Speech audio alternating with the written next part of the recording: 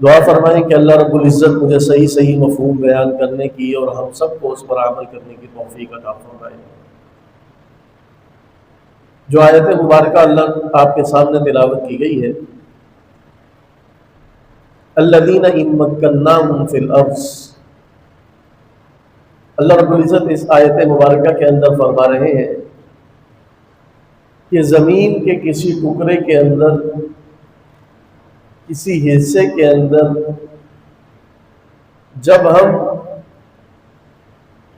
تمہیں اختیار عطا فرمائیں، آزادی عطا فرمائیں، تو پھر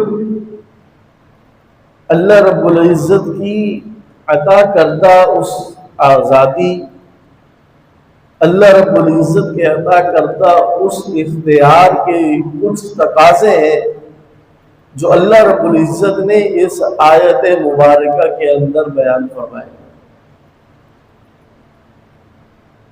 کہ زمین کے کسی ٹکڑے پر جب تمہیں اختیار ملے، تمہیں قدرت ملے،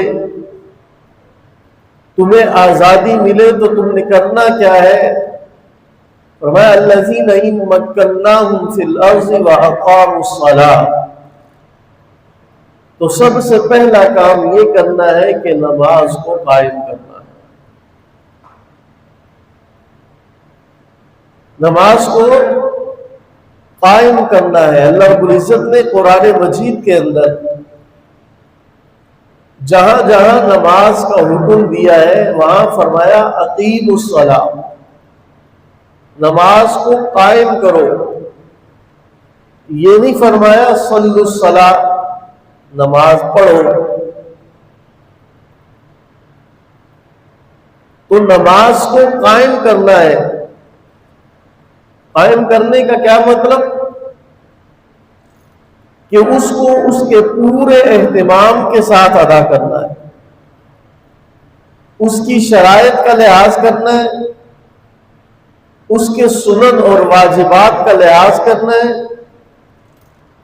جب انسان نماز کو قائم کرتا ہے تو پھر اس کا لازمی نتیجہ یہ ہے کہ ان الصلاۃ تنہی عن الفحشاء والمنکر،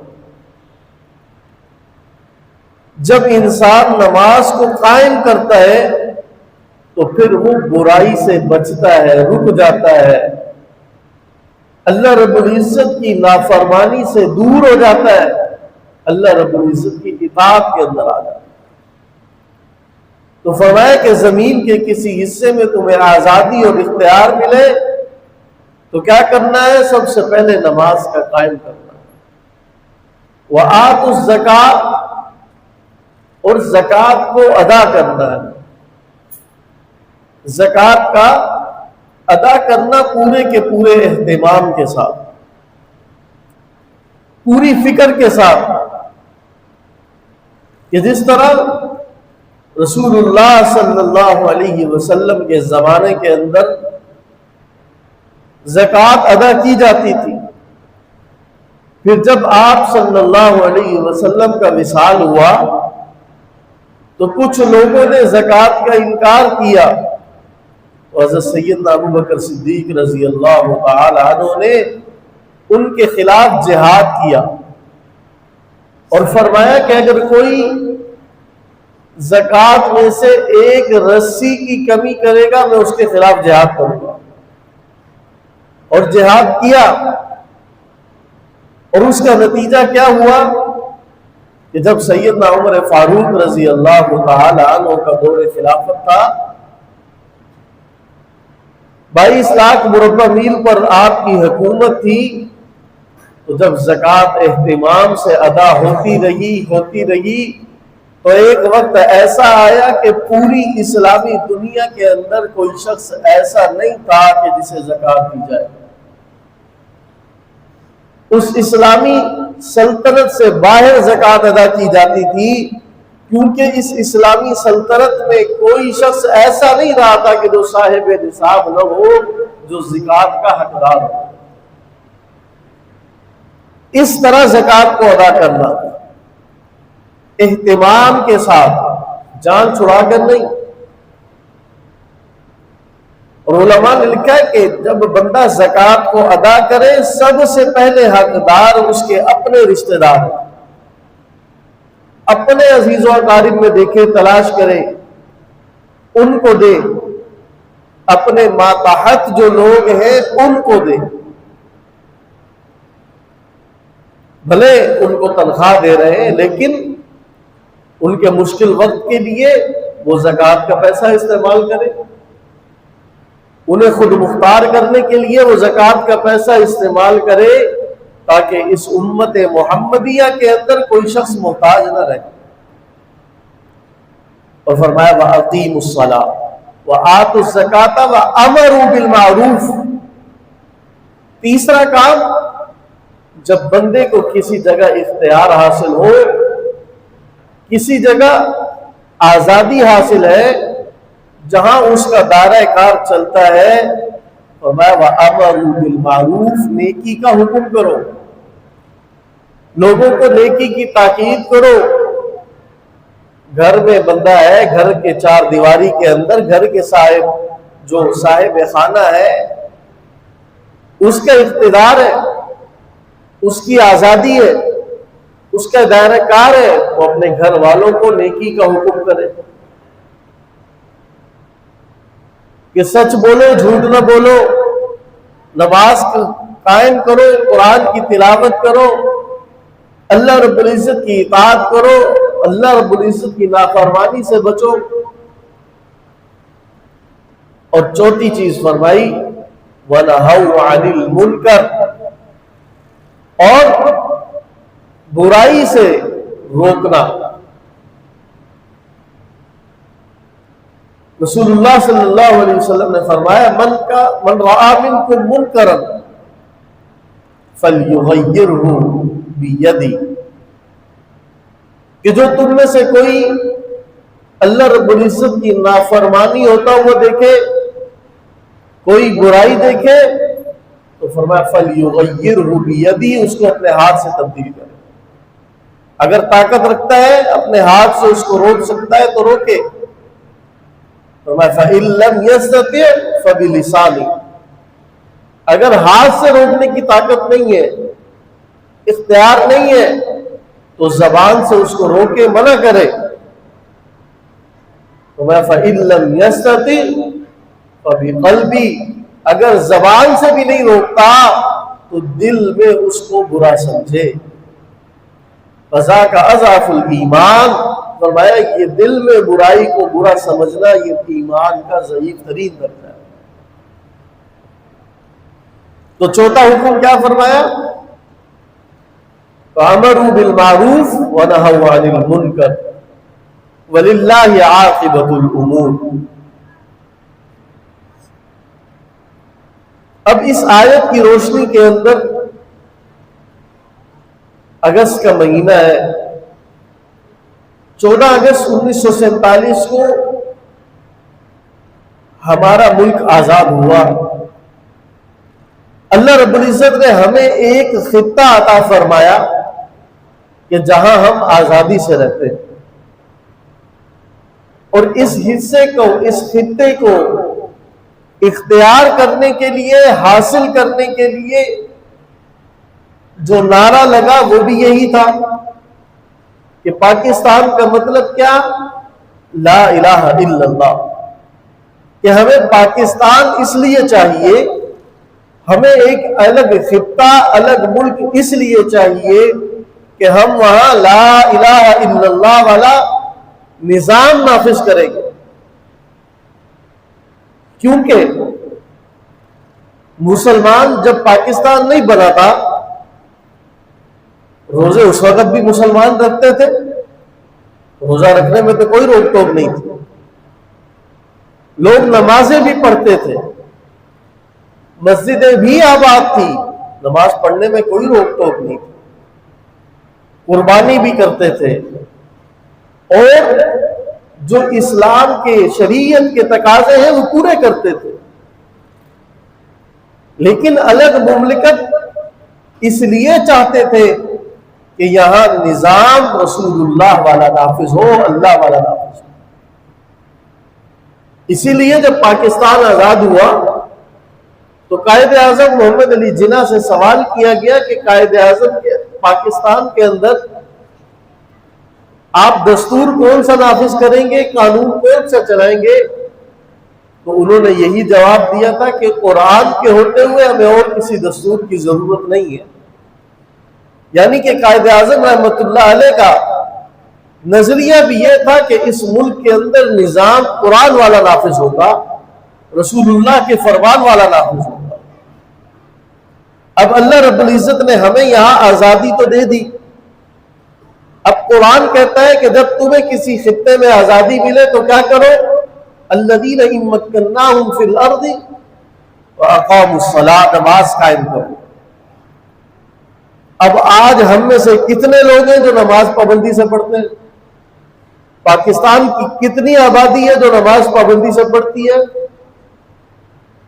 اب اللہ رب العزت نے تو ہمیں آزادی عطا فرمائی، ہمیں مملکت خداداد پاکستان عطا فرمایا، لیکن جو اللہ رب العزت کا ہم سے تقاضا ہے ہم نے اس کو پورا کیا؟ کتنے لوگ پابندی سے 5 وقت کی نماز پڑھتے ہیں؟ وآتوا الزکاۃ، دوسرا تقاضا اللہ تعالیٰ کا، ہم میں سے ہر ایک جائزہ لے لے کہ ہم میں سے کتنے لوگ ایسے ہیں جو ہر سال حساب کر کے اپنے مال کی زکوٰۃ ادا کرتے ہیں، اور ادا نہیں کرتے صرف بلکہ اس کو مستحق تک پہنچاتے ہیں۔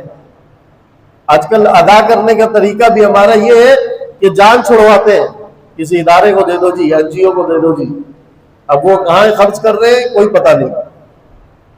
اپنے ہاتھ سے مستحق تک پہنچانا عبادت ہے نا، زکوٰۃ عبادت ہے، تو عبادت میں بندہ اتنی مشقت بھی نہ اٹھائے کہ بندہ تحری کرے، سوچ کرے، سمجھ کرے، دیکھے، تفتیش کرے، اپنے خاندان والوں کے حالات دیکھے، اپنے ماتحتوں کے حالات دیکھے، اپنے پڑوسیوں کے حالات دیکھے، کون کس حال میں زندگی گزار رہا ہے، پھر اس مستحق تک اپنی زکوٰۃ کا پیسہ پہنچائے۔ کتنے لوگ ایسے ہیں جو اس کا اہتمام کرتے ہیں؟ تیسرا تقاضا اللہ رب العزت کا کیا؟ وَأَمَرُوا بِالْمَعْرُوفِ، نیکی کا حکم کرو، لوگوں کو نیکی کی دعوت دو۔ آج کتنے لوگ ہیں جو اور کہیں نہ جائیں، صرف اپنے گھر والوں کو، اپنے بچوں کو، اپنے دوستوں کو ہی نیکی کی دعوت دیتے ہو؟ کہتے ہیں جی ہمارا کیا ہے جی، جو کرتا ہے کرتا رہے، خود بھگتے گا۔ لیکن قرآن نے ایسا نہیں کہا، قرآن نے کہا امروا بالمعروف، نیکی کا حکم کرو، تمہاری ذمہ داری ہے، کل تم سے سوال ہوگا۔ وَنَهَوْا عَنِ الْمُنْكَرِ، برائی سے روکنا ہے۔ یہ اس آزادی کا جو اللہ رب العزت نے آزادی کی نعمت دی ہے، اس کا تقاضا قرآن کی آیت پڑھ رہا ہوں کہ برائی سے روکنا، نہیں صرف یہ کہ خود رکنا تو اولین درجے کے اندر ہے، اور پھر یہ کہ دوسروں کو برائی سے روکنا، یہ اس آزادی کا تقاضا ہے۔ یہ الگ بات ہے کہ حکومت کا بھی ذمہ داری ہے کہ وہ اس ملک کے اندر اسلام کو نافذ کرے، لیکن میں اور آپ انفرادی طور پر اپنی ذمہ داری سے بھاگ نہیں سکتے۔ کل قیامت والے دن ہمارا یہ عذر اللہ کی بارگاہ کے اندر قبول نہیں ہوگا کہ جی حکمرانوں نے اسلام نافذ نہیں کیا، ہم کیا کرتے؟ ہم نے کیا کیا؟ جہاں تک ہمارا دائرہ اختیار تھا ہم نے وہ کام کیا۔ ہم نے اپنے گھر کے اندر، اپنی چار دیواری کے اندر، اپنے ادارے کے اندر، اپنے محلے کے اندر، اپنی جہاں جہاں پر ہماری چلتی ہے ہم نے وہاں پر اسلام نافذ کیا۔